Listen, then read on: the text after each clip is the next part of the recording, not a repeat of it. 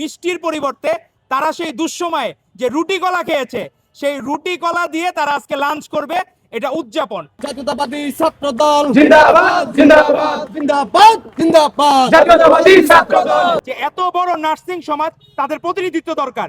সেই জায়গায় প্রত্যেকটা মহানগরে নার্সিং বিষয়ক সম্পাদক পদ অ্যাড করেছেন উনি। এই জন্য আমরা ধন্যবাদ জানাই আমাদের সাংগঠনিক অভিভাবক জনাব তারেক রহমানকে।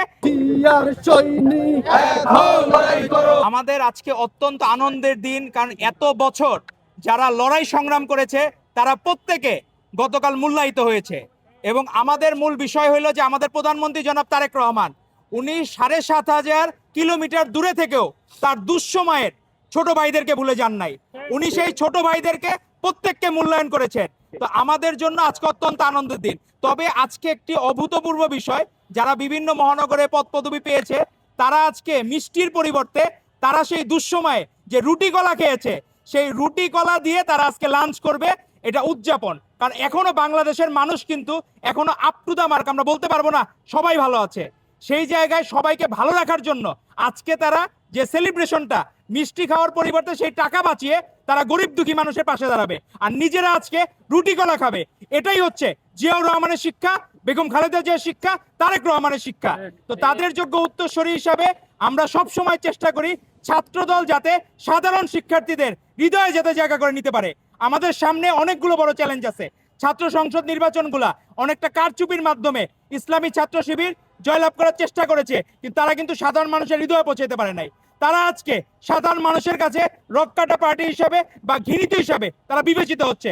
তার পরিবর্তে সাধারণ মানুষের মধ্যে, সাধারণ শিক্ষার্থীদের মাঝে ভালোবাসা ছড়িয়ে দিচ্ছে বাংলাদেশ জাতীয়তাবাদী ছাত্র দল।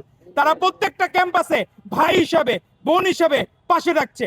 এবং আপনাদেরকে আমরা এতটুকু কমিটমেন্ট দিতে পারি, অন্তত আমাদের চেয়ারম্যান জনাব তারেক রহমানের ছাত্রদল কোনো সময় ন্যূনতম একটা সাধারণ শিক্ষার্থীর ক্ষতি হবে সেই কাজ তারা কখনো করবে না।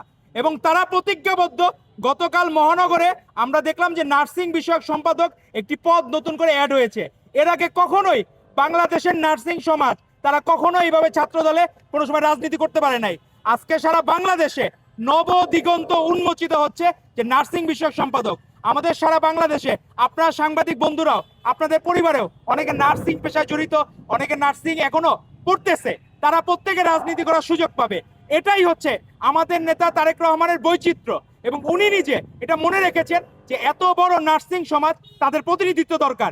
সেই জায়গায় প্রত্যেকটা মহানগরে নার্সিং বিষয়ক সম্পাদক পদ অ্যাড করেছেন উনি। এই জন্য আমরা ধন্যবাদ জানাই আমাদের সাংগঠনিক অভিভাবক জনাব তারেক রহমানকে এবং আমাদের ছাত্র দলের কেন্দ্রীয় সভাপতি রাকিবুল ইসলাম রাকিব এবং সাধারণ সম্পাদক নাসিরউদ্দিন নাসিরকে।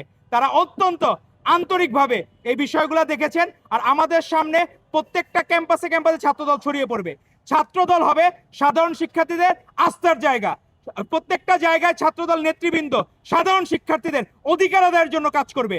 এবং আমরা বলবো যে আমাদের প্রত্যেকটা ক্যাম্পাসে যত কিছু সাধারণ শিক্ষার্থীদের মাঝে আমাদের সেই পূর্বের আগের যে জনপ্রিয়তা ছিল সেই ধারাবাহিকতা আমাদের রক্ষা করতে হবে। আমাদের আপসহীন দেশনেত্রী বেগম খালেদা জিয়া বলেছেন, আমার কাছে কোয়ালিটি ম্যাটার্স, কোয়ান্টিটি না। তো আমাদেরকে মনে রাখতে হবে যে আমরা কোয়ালিটিফুল প্রোডাক্ট যাতে ছাত্রদলে অতীতের ন্যায় আমরা ভবিষ্যতে যাতে উপহার দিতে পারি।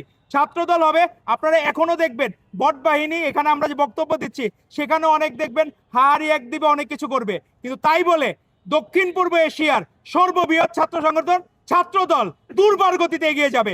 এবং তারেক রহমানের নেতৃত্বে সারা বাংলাদেশের সকল ক্যাম্পাসে সাধারণ শিক্ষার্থীদের মন জয় করে সকল ছাত্র সংসদে জাতীয় নির্বাচনের ন্যায় ভূমিধ্বস বিজয়ের মাধ্যমে ছাত্রদল সাধারণ শিক্ষার্থীদের মন জয় করে ছাত্র সংসদে অধিষ্ঠিত হবে ইনশাল্লাহ। ধন্যবাদ আপনাদেরকে।